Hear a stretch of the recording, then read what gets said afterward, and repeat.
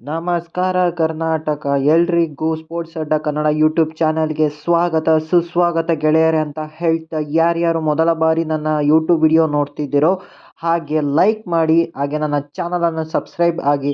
ಆಗ ನಾನು ಹಾಕೋ ಎಲ್ಲ ವಿಡಿಯೋಗಳು ನಿಮಗೆ ಪಟ್ ಅಂತ ನೋಟಿಫಿಕೇಶನ್ ಬರ್ತಾ ಹೋಗುತ್ತೆ. ಹಾಗೆ ಟೆಲಿಗ್ರಾಮ್ ಹಾಗೂ ಇನ್ಸ್ಟಾಗ್ರಾಮಲ್ಲಿ ಫಾಲೋ ಮಾಡೋದನ್ನು ಮಾತ್ರ ಮರಿಬೇಡಿ ಅಂತ ಹೇಳ್ತಾ ಈ ವಿಡಿಯೋನ ಸ್ಟಾರ್ಟ್ ಮಾಡ್ತಾ ಇದ್ದೀನಿ ಗೆಳೆಯರೇ. ಇವತ್ತಿನ ನ್ಯೂಸ್ ಬಂದು IPL ಕಡೆಯಿಂದ ಒಂದು ಬಿಗ್ ಅಪ್ಡೇಟ್ ಬರ್ತಾ ಇದೆ ಗೆಳೆಯರೆ. ಅದು ಏನಪ್ಪ ಅಂತಂದರೆ, 2024ನೇ IPL ಟೈಟಲ್ ಸ್ಪಾನ್ಸರ್ಶಿಪ್ನ ನಮ್ಮ ರತನ್ ಟಾಟಾ ಅವರ ಒಡೆತನದ ಟಾಟಾದವರು ಮತ್ತೆ ರಿಟೈನ್ ಮಾಡಿಕೊಂಡಿದ್ದಾರೆ ಗೆಳೆಯರೆ. ಅದು ಎಷ್ಟಕ್ಕಪ್ಪ ಅಂದರೆ, ಬರೋಬ್ಬರಿ 500 ಕೋಟಿ ಕೊಟ್ಟು 2024ರಿಂದ 2028ನೇವರೆಗೂ ಸ್ಪಾನ್ಸರ್ಶಿಪ್ನ ಪರ್ಚೇಸ್ ಮಾಡಿದ್ದಾರೆ ಗೆಳೆಯರೆ. ಇದಕ್ಕಿಂತ ಮುಂಚೆ 2023ರಲ್ಲಿ ಇದೇ ರತನ್ ಟಾಟಾದವರು 300 ಕೋಟಿ ಕೊಟ್ಟು ಟೈಟಲ್ ಸ್ಪಾನ್ಸರ್ಶಿಪ್ನ ಪಡ್ಕೊಂಡಿದ್ದರು.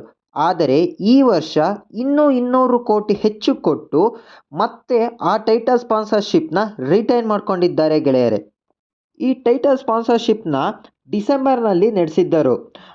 ಅದರಲ್ಲಿ ಆದಿತ್ಯ ಬಿರ್ಲಾದವರು ಕೂಡ ಬಿಡ್ ಮಾಡಿದ್ದರು. But at the end of the day ನಮ್ಮ ಟಾಟಾದವರಿಗೆ ಮತ್ತೆ ಆ ಟೈಟಲ್ ಸ್ಪಾನ್ಸರ್ಶಿಪ್ನ ಗಳಿಸಿದ್ದಾರೆ ಗೆಳೆಯರೆ.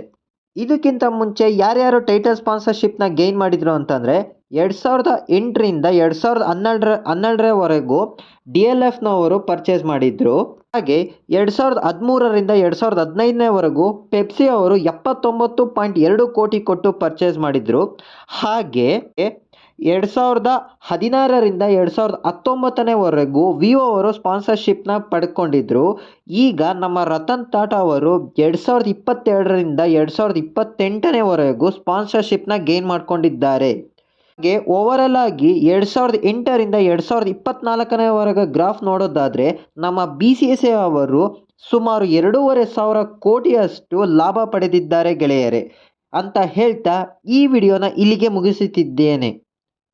ಸೊ ಇದು ಬಂದು ಇಲ್ಲಿವರೆಗಿನ ನ್ಯೂಸ್ಗಳು. ಮುಂಬರುವ ಎಲ್ಲ ನ್ಯೂಸ್ಗಳ ಅಪ್ಡೇಟ್ಗಳನ್ನು ತರುವವರೆಗೂ ನಮ್ಮ ಚಾನಲನ್ನು ಸಬ್ಸ್ಕ್ರೈಬ್ ಆಗಿ ಹಾಗೂ ಇನ್ಸ್ಟಾಗ್ರಾಮ್ ಆ್ಯಂಡ್ ಟೆಲಿಗ್ರಾಮಲ್ಲಿ ಫಾಲೋ ಮಾಡಿ ಅಂತ ಕೇಳಿಕೊಳ್ಳುತ್ತಾ ಈ ವಿಡಿಯೋವನ್ನು ಇಲ್ಲಿಗೆ ಮುಗಿಸುತ್ತಿದ್ದೇನೆ. ನಮಸ್ಕಾರ ಕರ್ನಾಟಕ.